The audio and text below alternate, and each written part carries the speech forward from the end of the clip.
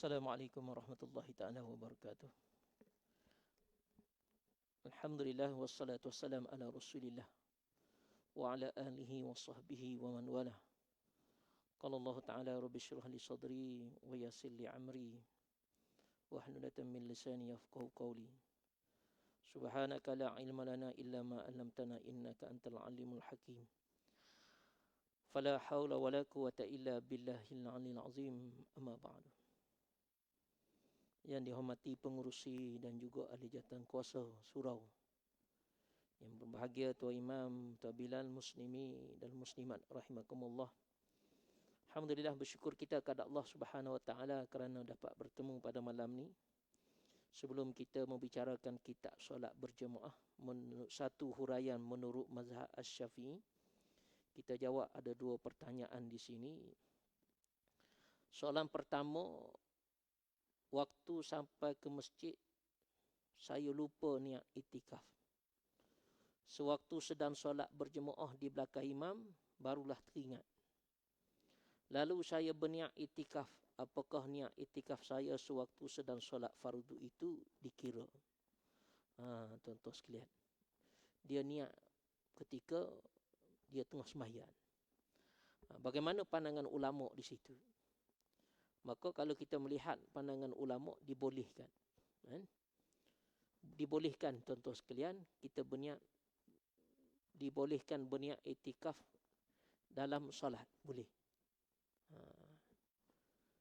Maknanya tuan-tuan sekalian, yang tak bolehnya kita niat ketika kita akan nak niat lafaz maya tu, kita teringat, oh tak niat lagi ni iktikaf ni.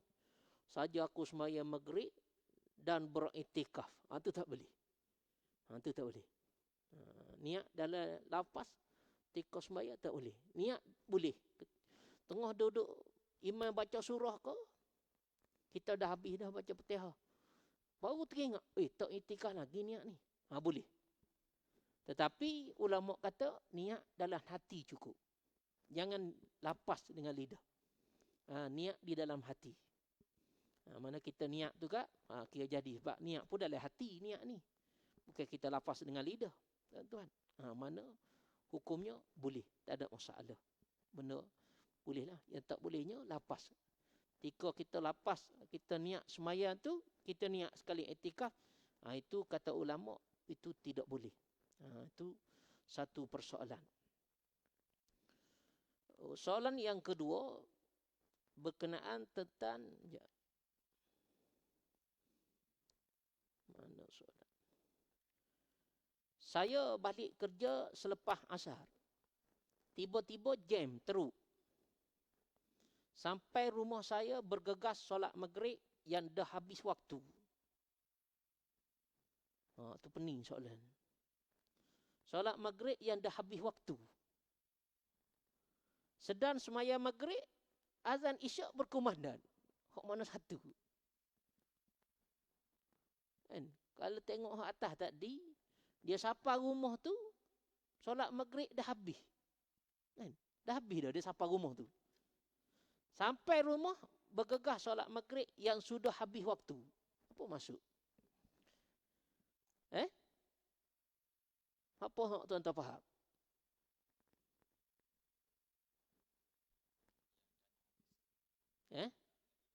Nak habis, baru nak habis. Tak apa, kita tanya haji kita.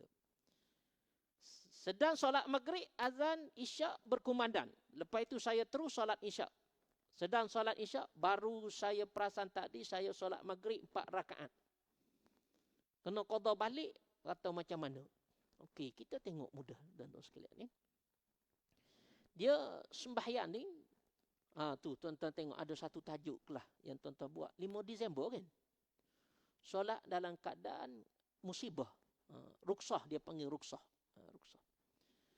Jadi saya pernah lalui diri saya sendiri. Saya balik pukul 4.30 lah. Saya balik. Mana lepas mayasa saya balik. Balik. Saya sapa dekat istana, dekat IJN tu, hujan lebat banjir. Tak bergerak kereta. Sampai habis waktu maghrib, saya duduk di situ. Kereta lain semua pakai undur sebab air makin naik kan. Saya pun undur jugalah.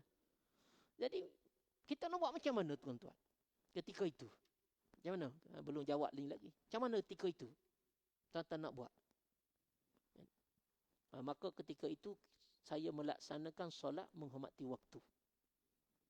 Saya pun Allahu Akbar bawa lah. Tembak dulu. Kita tak bercakap lah dengan siapa-siapanya. Kita semaya. Ambil hak 3 rakaat. Cukup. Saya sapa rumah pukul 9 malam.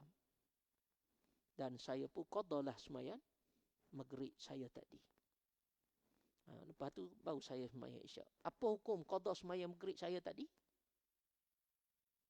Tidak berdosa lah. Sebab bukan kita sengaja. Bukan kita sengaja. Sebab kita pun keluar pun lepas solat asar.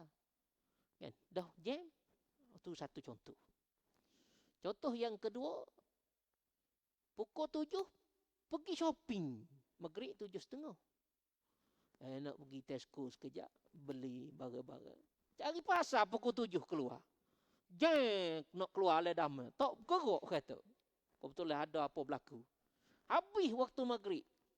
Qada juga. Tapi qada kita tadi dapat dosa. Kenapa hak Sa'di tak dapat?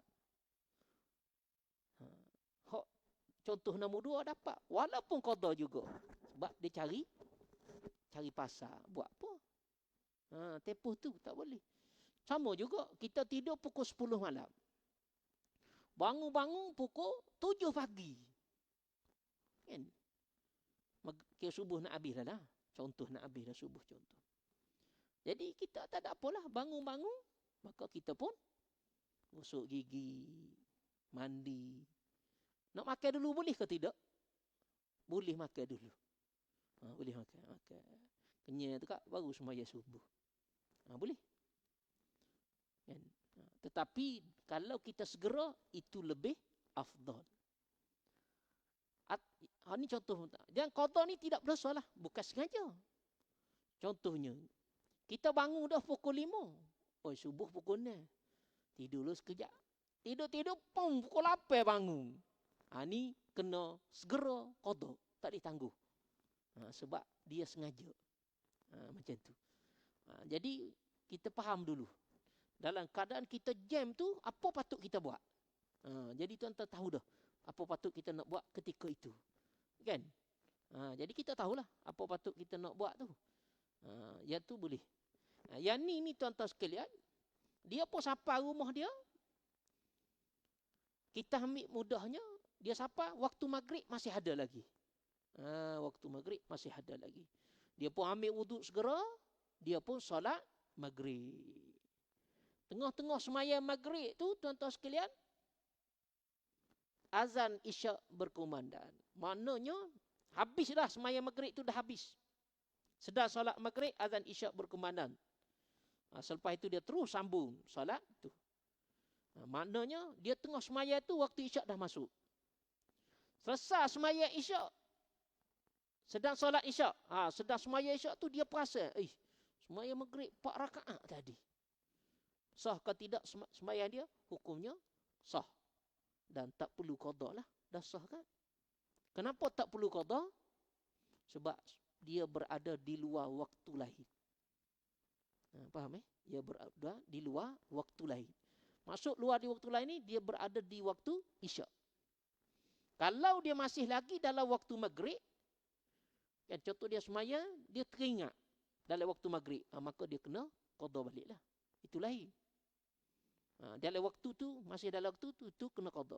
Kalau dah luar waktu, tak kena qada. Nampak Faham ke tuan-tuan? Dia qada tu semaya semula sama. Dia semaya balik dah. Kita panggil qada kan. Tapi kalau dia masih dalam waktu maghrib, maka dia semaya balik lah. Tapi dah dia duduk dalam waktu isyak dah, maka tidak perlu. Itu jawapan dia. Kan?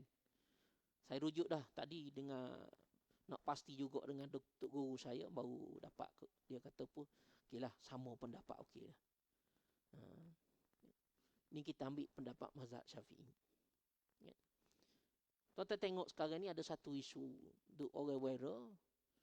Boleh semaya jamak dan kosa di rumah. Ada tuan-tuan terima video tu? Ya. Boleh ke tak boleh tuan-tuan? Contoh tuan-tuan duduk di Al-Adaman ni. Tuan-tuan nak balik kampung, semaya zuhur di rumah, kan? Waktu semaya pun, qada jamak di rumah. Boleh ke tak boleh?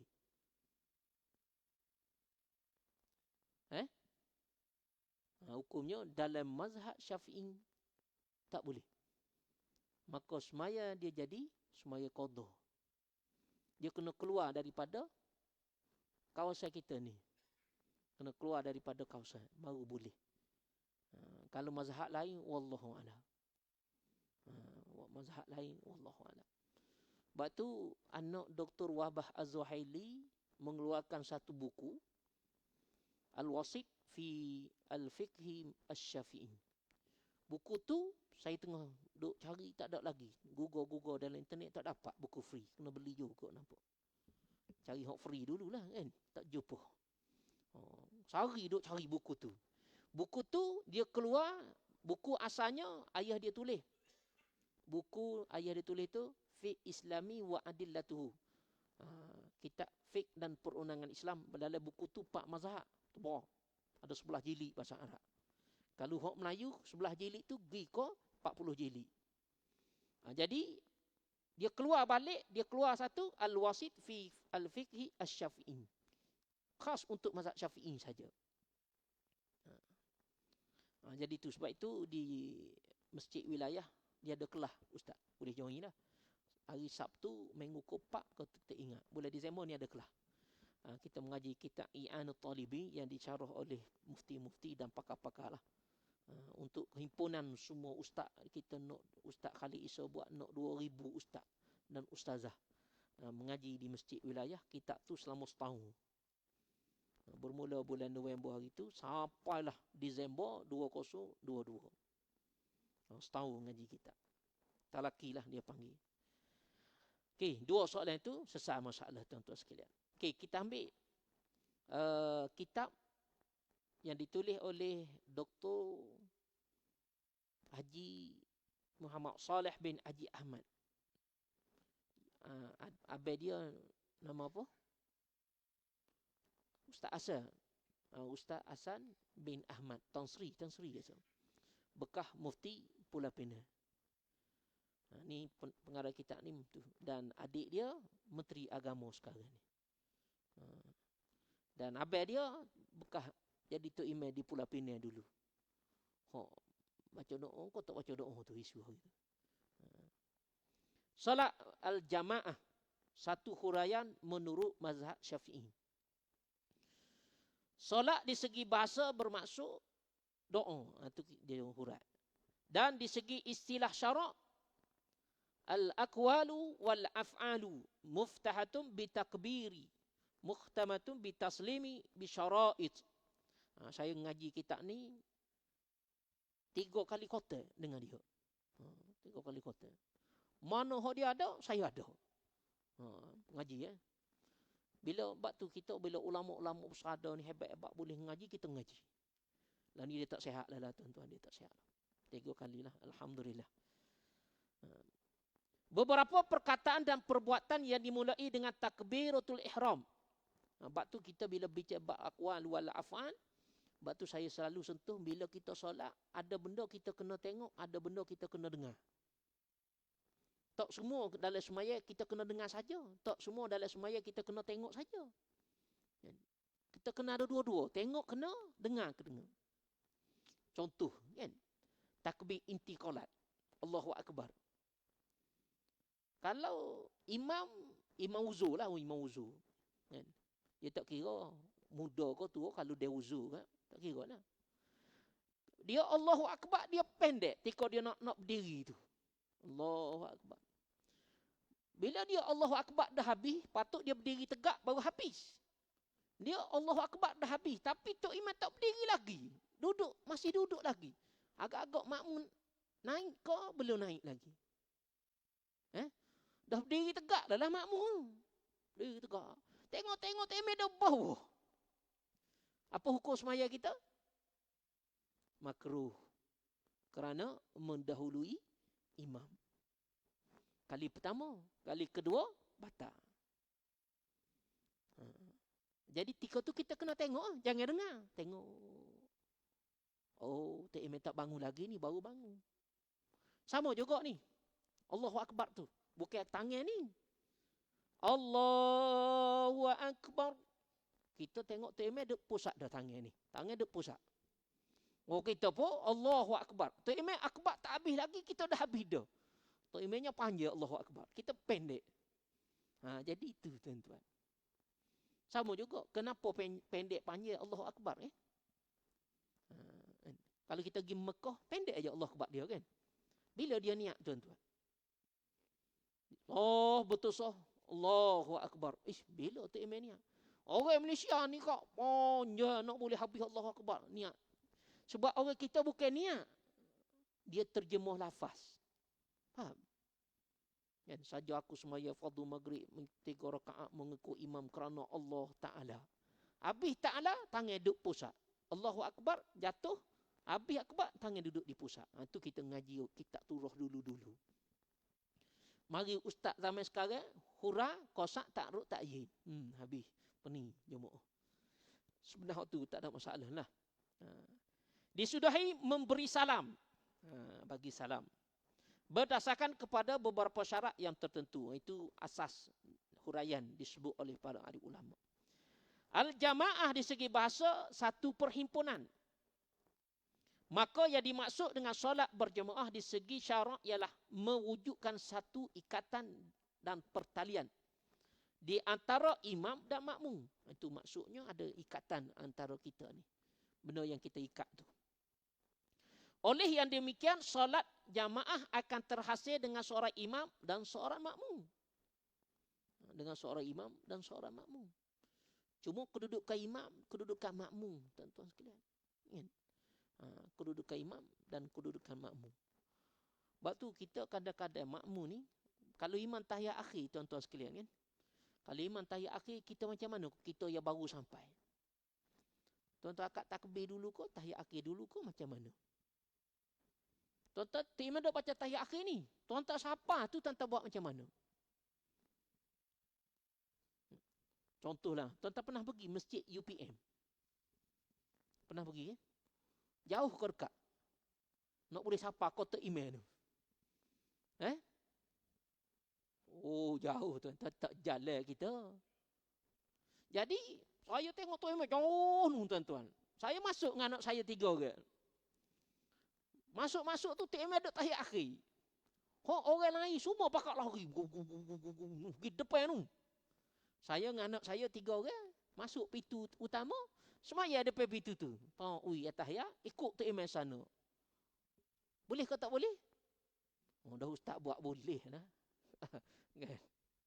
Hukumnya boleh. Hukumnya boleh. Hukumnya boleh lah. Tak ada masalah. Boleh berjemaah lah. Sebab ada ikatan. Tu je. Tapi perbahasan panjang lagi lah. Tu dia ada dalam kitab ni. Itu contoh. Persyariatan solat berjamaah. Tuntutan solat jamaah ke atas orang Islam adalah berdasarkan Al-Quran, As-Sunnah dan Al-Ijma' ulama. Dalam firman Allah Ta'ala dalam surah An-Nisa ayat 102, wa idza kunta fihim faqamta lahumus salata. Dan apabila kamu yakni Muhammad berada di tengah-tengah mereka sahabatmu lalu kamu hendak mendirikan solat berjamaah bersama mereka. Ini dalil tuan-tuan sekalian. Dan dalil hadis Nabi dibawa dalam dua bentuk riwayat. Satu sebut as-salatul jama'ati afdalu min salatil fardhi bi 27 darajat. Satu disebut 27, satu disebut 25. Kalau kita mengaji kitab yang dikeluarkan oleh Majlis Agama Islam Kelantan, Fathul Mu'in. Masa ada Fathul Mu'in itu? Itu kitab fiqh yang dikeluarkan oleh Majlis Agama Islam Kelantan. Kitab tu ngaji jugalah dulu. Tapi tak sempat habis lah. Sebab mari Kuala Lumpur tak habis kitab tu. Jadi kitab tu sebut bagaimana kita dapat 27 tu. dia cerita nak dapat 27 tu. Antaranya betul sah. Ni, rapat sah ni. Antaranya rapat sah. Kan? Lo ni orang duduk pakat peni kan. Tengok bola, pergi stadium boleh duduk rapat-rapat. Semaya duduk jauh-jauh lagi. Oh, ayat sedap-sedap lah kau tu, komen tu. Jadi saya malah komen tu ikut dia lah. Masing-masing. Jadi kalau kita tak rapat, kenapa tak rapat? Saja-saja. Makruh lah. Ilai satu, hak 27 tu. Saja-saja. Kenapa tak nak rapat? Saja. Saja-saja tu tak boleh. Ilai satu daripada 27 tu. Kalau kita tak rapat sebab kerana musyakkah, maka tak ilai 27, satu daripada 27 tu.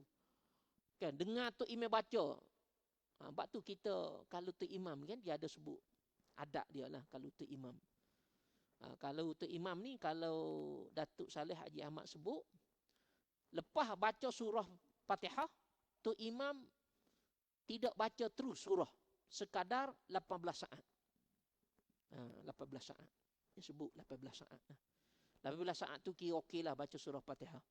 Jadi kenapa dia tak baca terus? Supaya memberi peluang pada makmum untuk membaca surah Fatihah. Bila makmum sudah habis baca surah Fatihah, imam baca surah, makmum bersedia untuk mendengar baca imam. Bila kita dengar baca imam, maka kita dapat satu daripada 27 tu tadi. Kalau kitab Fathul Mu'in tu dia sebut satu-satu.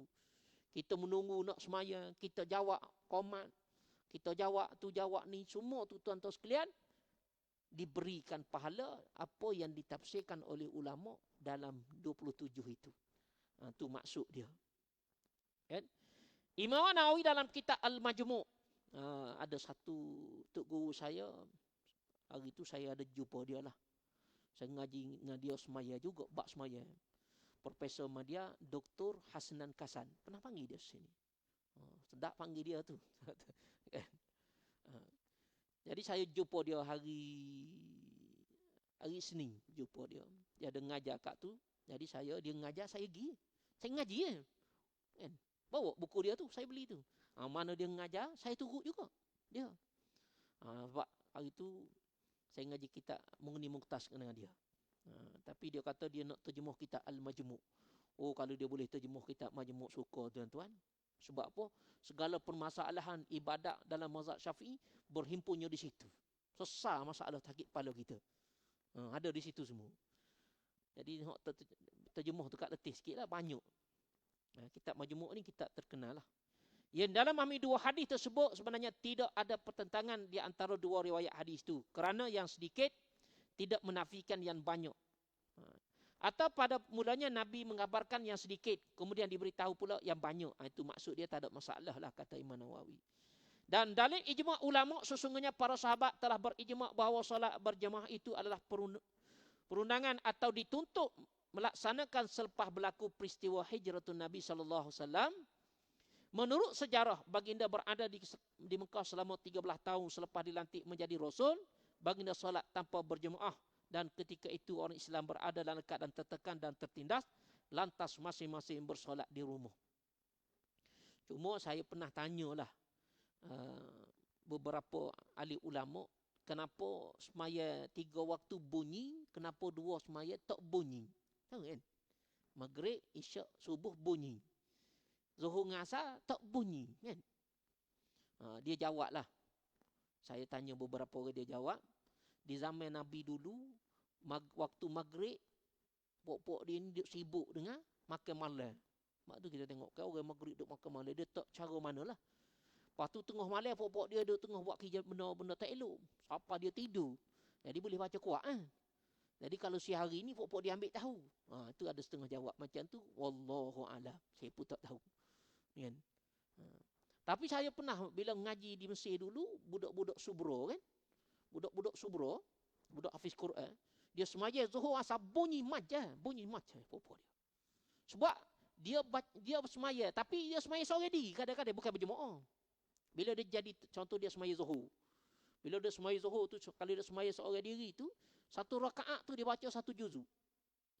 1 rakaat. Sebab apa Saya tanya, kenapa Syekh hantar baca 1 juzuk 1 rakaat? Ini cara kita nak mudah ingat. Sebab tu orang kata, nak mudah ingat Quran ni, bila bawa dalam semaya ingat, dia ingat sampai bila-bila lah. Tu cara petua dia. Sebab tu pokok dia macam tu. Tapi kita tak buat lah. Ni untuk orang hafiz Quran saja. Sebab pokok hafiz Quran ni, saya pernah tanya Ustaz Hasan Al-Fadli, satu hari dia kena ulang 7 juzuk sehari. Dia. Orang dia lah. Saya tanya dia lah. Sebab dia orang hafiz Quran kan. 7 juzuk, 8 juzuk sehari. Ada mam kalau kita ngapa tak ingat lah. Main kerja banyak. Fadilah salat berjemaah. Kelebihan dan keistimewaan salat berjemaah ternyata pada hadis yang lalu iaitu 25 atau 27 darjat melebihi salat seorang diri. Selain daripada itu terdapat banyak hadis-hadis yang lain menggalakkan kita melakukan salat secara berjemaah dan beberapa fadilah yang lain disebut di antara baginda Rasulullah SAW bersabda, "Basyiril musya'i fi zilmi fil ilal masjid bin nuri at-taman yaumil qiyamah." Ini satu benda yang paling bagus kalau kita dapat. Berikanlah kabar gembira kepada mereka yang sering berjalan dalam keadaan gelap gelita menuju ke masjid kerana ingin salat berjemaah dengan cahaya yang sempurna di hari kiamat nanti. Dan hadis ini juga selalu kita dengar, kalau orang tahu kelebihan semaya berjemaah walaupun dalam keadaan merangkak pun dia tetap mari dalam masjid ni tuan-tuan. Nak ceritanya, nak dapat fadilat tu, kelebihan tu. Tapi tak ramai juga mari. Dulu duk komplain semaya 3 orang. Semaya 12 orang. Lepas tu semaya 30. Semaya 40. Lah ni bokor dah. Tak mari juga. Tak ni nak kata apa. Lepas tu duk tika. Oh bola tak rapat. Semaya rapat. Semaya tak rapat. Nanti tak cukup sah. Mari dulu. Biar penuh dulu masjid ni. Kan? Kalau penuh okey lah tuan-tuan. Ni subuh ada 2 sah je. Tak boleh nak kata lah. Hak lain? Hak mari pun muka sama tu je. Tak ada lain tuan-tuan. Sama kot semaya jemaah. Ramai tak semaya jemaah tuan-tuan. Ramai. Kalau betul-betul tu tak cukup semaya jemaah hari ni. Kan? Tapi ramai lagi tak semaya. Wallahu alam. Tak boleh nak jawab tu. Hikmah dan rahsia salat jemaah. Tidak dapat dinafikan lagi bahawa salat berjemaah itu mempunyai beberapa hikmah dan sebagainya. Ini tuan-tuan saya tak baca lah ni. Ini orang kata hikmah-hikmah ni saya tak baca. Saya ambil hukum salat berjemaah. Hukum salat berjemaah. Para ahli ulama dalam mazhab Syafi'i mempunyai 2 pendapat yang berbeza tentang hukum salat berjemaah. Pendapat yang pertama yang mengatakan sunat muakkad. Kita pun sebut sunat ni ada 2. Sunat muakkad, satu lagi sunat tidak muakkad. Sunat muakkad ni maksudnya sunat yang dibuat oleh Nabi dan Nabi tak pernah tinggal sunat itu. Itu sunat muakkad. Contoh semaya hari raya. Macam tu. Dulu masa saya ngaji Mesir, kena hentam dalam berita paper utusan Malaysia, kata ingatlah. Dia kata pelajar Mesir tak semaya raya. Betul lah tak semaya rayanya tuan-tuan. Sebab tuan-tuan semaya raya pukul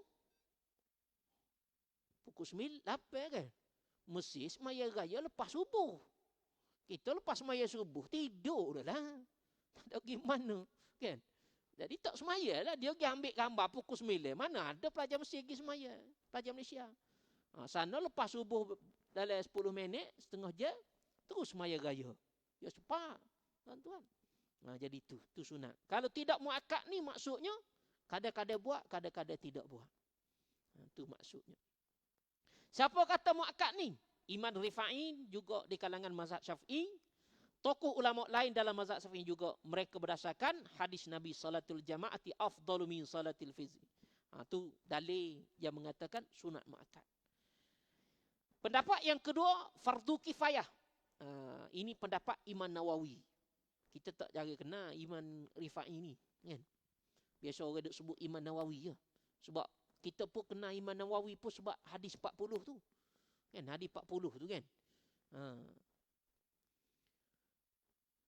Pendapat kedua mengatakan fardu kifayah. Antaranya Imam Nawawi. Yang mana mereka menegaskan bahawa solat berjemaah hukumnya fardu kifayah. Wajib kata lelaki yang merdeka lagi bermukim dan punya pakaian yang menutup aurat. Contohlah tuan-tuan sekalian, fardu kifayah ni contoh macam ni. kita tak payah ambil jauh lah. Kita ambil surah As-Sabirin. Apa kita nak bagi contoh jauh-jauh kan? Kalau saya bagi contoh tempat saya, tuan tak nampak. Saya bagi contoh sini, biar kita nampak fardu kifayah. Contohnya, waktu zuhur. Bila waktu zuhur, surah Sabiri tak ada azan. Dan tak ada orang semaya berjemaah waktu zuhur. Jadi, bila tak ada tu, macam mana hukum tuan-tuan? Kebetulan, saya tinggal sini. Kebetulan, contoh. Rumah saya pun sini, saya pun duduk dalam rumah. Kan saya pun tak mari juga. Malah. Jadi apa hukum? Berdosa. Kerana tak ada orang berjemaah ketika itu. Itu maksud dia. Buat tu, hari tu bilalah 3-4 tahun yang lepas. Hujan lebat. Pung. Petis kan. Waktu asar. Saya tengok dah masuk asar 3 minit, 4 minit dah ni. Tak ada azan ni. Maka saya pun ajak anak saya, jom kita pergi solat. Naik kereta. Saya pun azan. Lepas tu, anak saya qomat, saya jadi imam, anak saya jadi makmum. Saya 2 orang aja semaya. Jadi bila saya 2 orang solat, maka telah wujud dalam qaryah tersebut, dah ada semaya berjemaah. Maka, lepaslah orang yang ada di taman tersebut selamat. Kalau saya tak pergi waktu asar tu, dengan ustaz-ustaz patah pun kena. Gitu. Jadi bila kita faham hukum fardu kifayah, maka kita ambil peranan lah, tuan-tuan. Sebab orang kita ni kalau tak ada azan dia tak mari. Ada azan baru mari. Kan? Sebab kita surah ni suka bila suka relawan. Hok masjid, hok bayar pun kadang-kadang Tok Bila tak ada. Kadang-kadang cari Tok Imam tak jumpa, tak ada. Tok Imam gimana? Tok Imam tak mari togah sebab bukan jadual dia. Tapi duduk dalam masjid. Betul tuan-tuan. Tok Bila lagi ketuk pintu waktu subuh. Tak boleh sebutlah masjid mana. Bukalah pintu. Ya, Tok Imam, Tok Bila. Tak ada Tok Imam ni. Siapa tugas pagi ni? Orang lain. Ustaz gila tugas. Saya tu dak tugas hari ni. Jadual orang lain, saya tak boleh. Sabar duduk dalam kuartus masjid, tuan-tuan. Siapa kau jauhi kena tukar dia. Tak boleh buat macam tu, duduk dalam masjid. Sebab tu saya tak si duduk dalam masjid. Bukan? Orang akan tengok. Betul, tuan-tuan. Baik kita duduk kat luar. Tak pergi ke tak pergi. Pengalaman saya duduk dalam surah di Putrajaya, tuan-tuan. Kalau kita penat. Sebab saya duduk Putrajaya, saya kerja pengat kuasa Jawi. Dan saya kena jaga surah Ar-Rahman Presiden belah Putrajaya atau bukit tu. Kadang-kadang kita balik kerja pukul 5, pukul 4, penat kan. Jadi kalau saya balik mutu, saya sembunyi mutu kat lain. Bunyi. Jadi jemaah tengok, ustaz tak ada. Sama tuan-tuan. Kan, kita tak nak timbul fitnah. Masyarakat tengok, mana ustaz tak mari semaya berjemaah ni. Duduk quarters, dekat pula jalan kaki. Tak jauh pun tuan-tuan, 10 langkah, siapa surah saya tu. Jadi kita jaga image kita itu kan. Sebab kita penat bukan saja-saja kita tu. Kadang-kadang kita semaya jamak kosa, kita balik kampung. Kita dah semaya jamak kosa dah. Kita sapa waktu maghrib. Jadi bila kita sapa, orang dah selesai maghrib, waktu isyak masuk. Kadang-kadang saya sembunyi mutu. Ataupun kadang-kadang saya turun juga semaya isyak. Walaupun saya dah jamak kosa. Sebab apa? Orang tengok ustaz ada. Sebab kita nak jaga benda itu. Itu maksudnya kita fahamlah tuan-tuan. Kan? Fardu kifayah. Maka dosa suatu masyarakat setempat akan gugur apabila ada satu kelompok manusia melakukan solat secara berjemaah di tempat tersebut sama ada di masjid, musalla atau madrasah. Itu saya hurah tadi tu. Kena ada satu kelompok. Kalau tak ada, tak boleh lah. Jadi semua ambil berat. Hari cuti kena fikirlah. Tapi jika semua bersepakat melaksanakan solat berjemaah di rumah masing-masing yang sama sekali tidak menampakkan syiar Islam, maka tidak gugur fardu kifayah itu. Tapi kita berjemaah kat rumah masing-masing, ustaz. Surah tak payah pergi. Tak boleh. Kan? Tak boleh. Sebab tu kita tengok dalam tempoh PKP, macam mana keadaan pun Jawi tetap buka, walaupun 2 orang, walaupun 3 orang. Mari bertugas, biar hidup fardu kifayah itu. Berjemaah dan syiar Islam tu. Pihak berkuasa, raja atau wakil raja mesti mengambil tindakan memerangi mereka sehingga solat berjemaah didirikan sebagai satu syiar Islam. Tuan-tuan sekalian. Sebab itu kalau dalam kitab, orang yang tak semaya kena takak sebenarnya. Ramah kalau kita takak ni. Tak semaya zuhur, takak-takak masuk lokak. Takak-takak masuk lokak, penuh lokak. Kan? Maka pengarang kita ini mengatakan pendapat kedua inilah yang masyhur dan muktamad menjadi pegangan sebagian besar para ahli ulama, iaitu kita di bawah kategori solat berjemaah adalah fardu kifayah. Muktamad pendapat itu. Kan? Ma min salasati fi qaryatin wala badwin wala tuqamu fihimul jama'atu illa stahzau alaihim syaitan. Ini kita selalu dengar kisah ni. Tidak ada 3 orang mendiami satu kampung atau kawasan sedangkan mereka tidak mendirikan solat secara berjemaah, melainkan syaitan akan menguasai mereka. Oleh yang demikian adalah kamu mendirikan berjemaah kerana sesungguhnya serigala hanya akan memakan kambing-kambing yang terpencil saja. Jadi tuan-tuan sekalian, keuzuran yang boleh meninggalkan solat berjemaah. Ada uzur ni tak payah mari. Tuan-tuan. Mana tak apalah tak mari pun. Dimaafkan. Pertama, hujan yang boleh membasuh pakaian dan sukar hendak keluar. Sama ada pada malam hari, siang hari. Boleh mari kot. Hujan lebat pun. Kalau hujan lebat sangat, tak boleh mari, tak apa. Yang kedua, angin kencang di malam hari. Adakah berlaku, tuan-tuan? Yang ketiga, lecah atau becah yang boleh mengotorkan pakaian. Kotor kan? Yang keempat, sakit. Sakit tak payah marilah, tuan-tuan ni. Sebab tu zaman dulu, dia pakai glamping pun mari masjid juga. Sebab nak tunjuk dia tu, alim. Tu jadi bahaya. Pakai glamping. Dia tengah positif.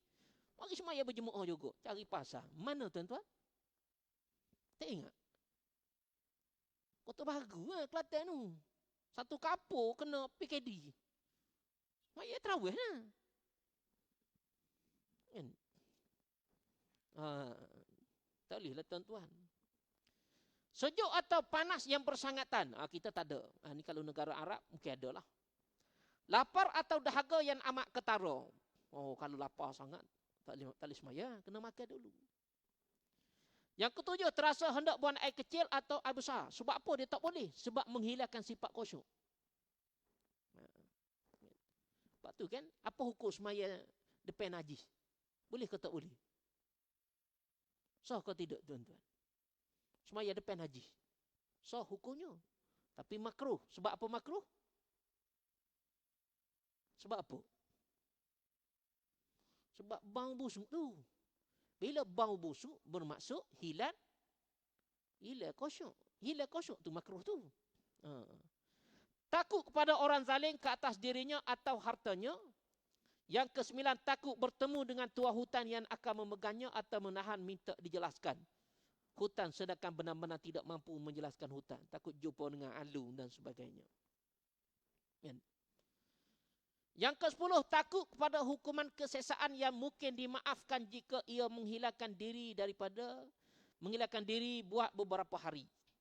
Yang ke-11, tidak mempunyai pakaian membolehkan ia pergi berjemaah. Setakat ni banyak baju pokok kita. Yang ke-12, sibuk dengan urusan persediaan musafir bersama rombongan yang takut ketinggalan. Kita sibuk nak musafir kan. Yang ke-13, makan sesuatu yang berbau busuk. Sebab kita semaya ni kena ada jiran. Sebab tu jiran ni kena jaga. Minyak wangi pun kita pakai tak boleh berlebihan, tuan-tuan. Kan? Tapi nanti bau. Mungkin kita sedap. Orang lain tak sedap bau wangi tu. Menunggu keluarga terdekat yang sedang nazak pun tak boleh. Dia sebab semaya boleh tangguh. Mati tak boleh tangguh. Jadi kena jaga orang nazak tu dululah. Sebab peranan kita ketika itu amat diperlukan. Sama ada kita nak mengajar talqin kalimah la ilaha illallah ataupun nak buat sesuatu, tuan-tuan.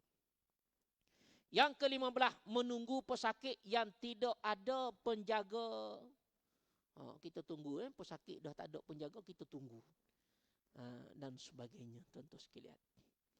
Itu dia panggil keuzuran yang boleh meninggalkan solat berjemaah. Jadi solat jamaah di masjid lebih afdal. Nanti saya huraikan lebih detail lagi. Dia ada permasalahan lain. Cuma ada satu soalan. Tadi ada sahabat saya tanya. Pegawai polis trafik tanya dia, apa hukum langgar lampu merah? Dia tanya saya soalan itu. Macam nak kena saya. Sebab kita pun banyak langgar lampu merah juga. Kan? Tuan-tuan pun langgar lampu merah juga. Kan? Apa hukum langgar lampu merah, tuan-tuan? Jangan ikut undang-undang Malaysia. Hukum fiqh. Kan? Boleh. Haram ke harus? Haram langgar lampu merah. Sadar. Dia gini jawapan dia. Bagi azan dulu kan? Boleh? Bagi azan tu kita jawab tu. Bagi lalu azan. Jenik kata haram, kita jelas.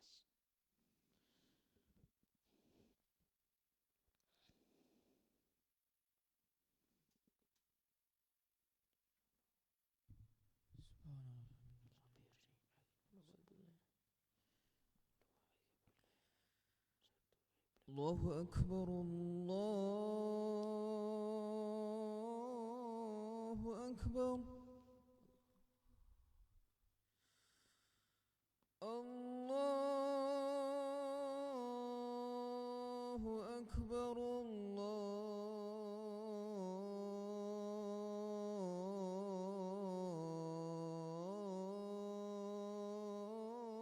Allahu Akbar.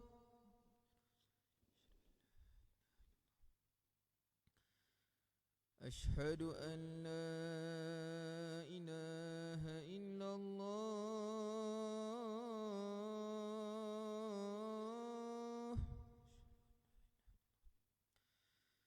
أشهد أن لا إله إلا الله.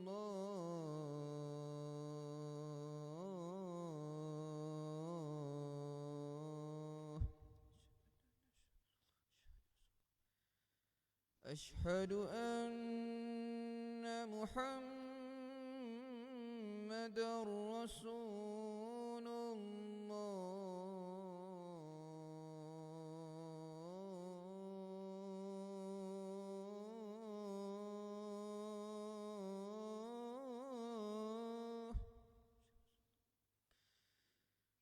أشهد أن محمدًا رسول الله.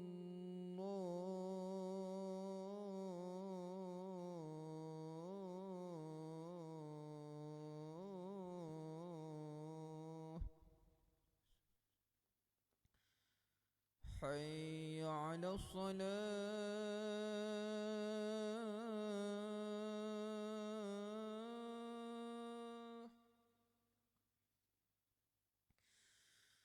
حي على الصلاة.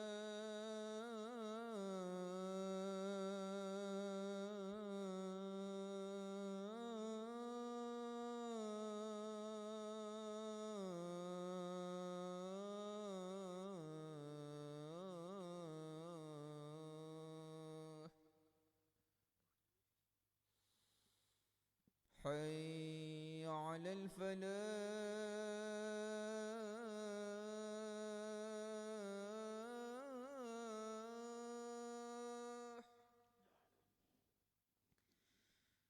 حي على الفلاح.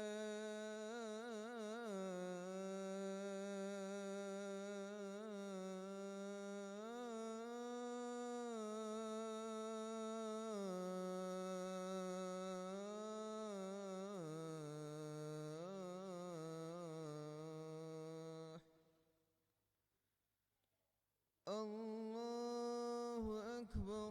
الله أكبر. الله أكبر، الله أكبر. لا إله إلا الله.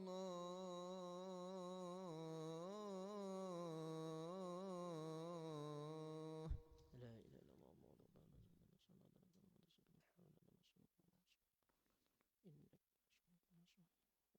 رسول الله. Okay, last langgar lampu merah tadi, tuan-tuan kan. Okey, kalau kita langgar lampu merah menyebabkan berlaku kemalangan berpunca daripada kita. Sebab itu bukan hak kita, hak orang lain kita langgar. Maka dia menjadi seperti mana yang kata Haji Nik tadilah. Tetapi kalau tengah-tengah malam, ada orang ada pukul 3 pagi. Kan? Ada orang tuan-tuan, maka boleh kita langgar lampu merah itu. Dibolehkan lah, boleh lah. Kalau dia langgar tak berdosa lah. Haruslah, harus. Macam tak sedap macam guna boleh kan. Kan? Guna haruslah sedap sikit. Harus kita. Harus. Dia tak jadi makruh tapi tidak sunat. Kan? Bukan wajib langgar. Tidak. Dia haruslah. Mana boleh lah. Boleh lah. Kan? Tengok tak ada orang, bungui selalu. Dia macam tu. Tetapi kalau kita langgar lampu merah menyusah orang lain, kan? Maka ini tak boleh lah. Supaya zaman sekarang ni, dekat bawah jambatan, dekat Bandar Tun Razak tu, orang ala dahma nak pergi ke sebelah kanan atau sebelah street, kan? Orang daripada Sungai Besi tu nak menuju ke Tun Razak sebelah kiri, nak pergi ke Ala Damai street. Lepas tu nak sekor tu. Orang mari Bandar Tun Razak nak pergi ke Sungai Besi. Kadang-kadang tembur petai tak adilah. Habis tak bergerak langsung. Kena pula ada 3 butir lori besar. Jalan orang sana. Lori gerak, orang yang lagi juga kan. Jadi kita melanggar hak orang lain itu tak boleh. Dari segi undang-undang polis itu memang kena samai lah. Tak kira lah. Tengah malam kau apa kau ada polis langgar cari kerja kan. Tapi nak ceritanya, kalau kita ambil hak orang lain berlaku kemalangan, maka hukumnya berdosa lah. Sebab kita langgar lampu merah tadi. Sebab ketika itu bukan hak kita. Tapi kalau tak ada orang, maka kata ulama, tak ada masalah. Bolehlah. Itu jawapan dia. Kan? Ada orang tanya, jadi kita pun tengok rujuk pakar-pakar jabat mufti. Dia kata boleh, kita pun jawab lah tuan-tuan. Kadang-kadang orang tanya pun kita rujuk juga dengan pihak pejabat mufti dan sebagainya. Supaya mudahlah pandangan dan sebagainya. Supaya masyarakat tidak keliru hari ini. Kan? Kita takut masyarakat keliru lah. Sebab zaman sekarang ni kita takut tuan-tuan, ustaz banyak pengikut. Pengikut yang biasa-biasa tak apa. Pengikut yang tegar tu yang kita takut tu. Dia berkelahi sama pok-pok ni sebab pengikut ustaz-ustaz ni. Yang kalau pengikut sikit-sikit macam tuan-tuan ni bukan pengikut. Kan? Hak jenis pengikut ni taksub pada ustaz A. Apa ustaz A kata walaupun tak betul pun tetap betul. Hak ustaz B kata walaupun tak betul, pok-pok dia kata betul. Jadi balah gitu. Kan? Itu zaman sekarang ni tengah balah tu. Kan? Balah isu mani sapah. Balah isu pasal samuk. Habis gitu. Jadi hak peningnya tuan-tuan semua. Jadi hak mana so kita nak pakai. Jadi kalau bagi pandangan saya, kekeliruan kita hari ini, maka kita rujuk pertama dalam pandangan mazhab Syafi'i. Cari mana-mana pandangan mazhab Syafi'i dan kita rujuk dengan pihak yang berwajib. Pihak yang berwajib kan. Bila pihak berwajib ni kata puas hatilah tuan-tuan pandangan itu. Sebab bila berwajib ni apa-apa pun dia nak buat keputusan pun dia merujuk kepada pakar-pakar fiqh juga dan sebagainya. Kan kita cari pada pihak yang berwajib lah tuan-tuan sekalian. Itulah sedikit sebanyak. Okey, ada satu tadi jawapan saya nak tambah sikit tentang sahabat kita Yan tu tadi ada tambahan sedikit. Saya ada rujuk dengan Tok Guru saya pasti pondok di Kelantan tu, dia baru WhatsApp. Kan? Kena tanya Tok Guru juga, takut tersalah jawab. Sebab kita pun pening, soalan tu dah okey dah, cuma pening sikit. Dia jawab kawan saya ni, sebab dia semaya tadi kan kita kata tadi sampai di rumah saya bergegas solat maghrib yang sudah habis waktu. Kan kita pun tak tahu. Jadi hak saya jawab tadi dia tak payah semaya baliklah. Sebab kita hak fahamnya ketika semaya tu waktu isyak baru masuk. Tu hak saya jawab tadi. Tetapi lebih baik qada sebab masalah waktu tadi yang mungkin sudah habis waktu. Tapi kalau dia yakin, ketika dia semaya isyak tu, ketika dia semaya maghrib tu, memang waktu maghrib dah habis. Dia semaya waktu isyak. Faham Kalau lagu tu, mudah tak? Dia qada lah semaya tu. Dia qada lah. Mana dia qada lebih baik. Azam biasanya lewat sikit selepas masuk waktu.